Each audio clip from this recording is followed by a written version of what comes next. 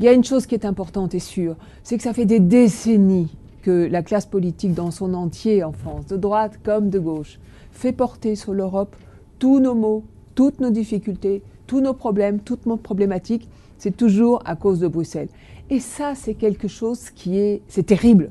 Parce qu'au fond, ça empêche de dire que nous avons, nous, France, nous, Français, des problèmes, des difficultés que d'autres pays, comme l'Allemagne par exemple, n'ont pas. Pourtant, nous avons la même monnaie, nous sommes dans le même espace européen, nous sommes dans la même zone euro.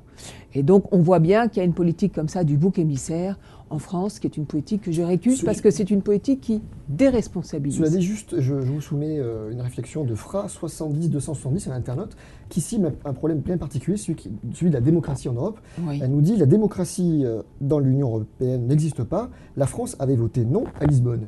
Elle a raison d'un certain point de vue, c'est-à-dire que la France avait dit non au projet de constitution que moi je soutenais parce que je trouve toujours que l'idée d'avoir une constitution pour les peuples européens qui disent au fond quel est l'essentiel de ce que nous avons ensemble, quelles sont les valeurs que nous portons ensemble, quel est l'avenir commun que nous construisons ensemble, c'était formidable.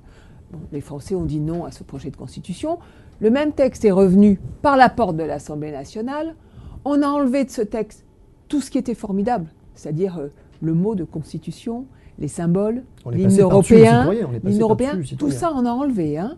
Drapeau européen, tout ça, on a enlevé les références symboliques du texte, on est revenu avec le même texte et les parlementaires l'ont adopté.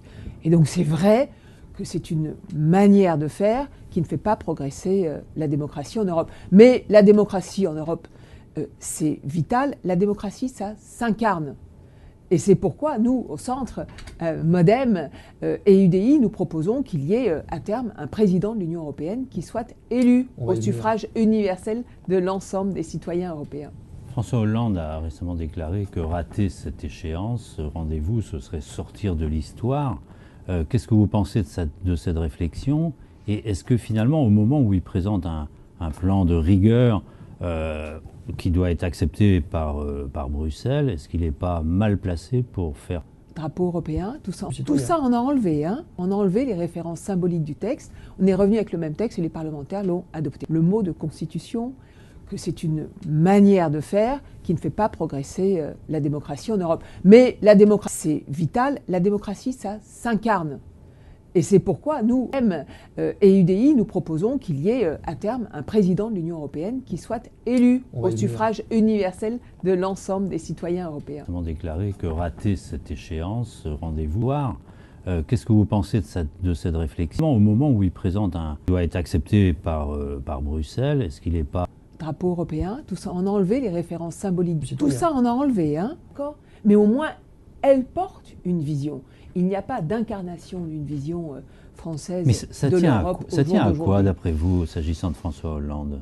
C'est très étrange, parce qu'au fond, son parcours politique auprès de Jacques Delors, normalement, il devrait être un grand Européen convaincu. Je crois qu'il y a eu le traumatisme du référendum à l'intérieur du Parti socialiste quand il était premier secrétaire du Parti socialiste.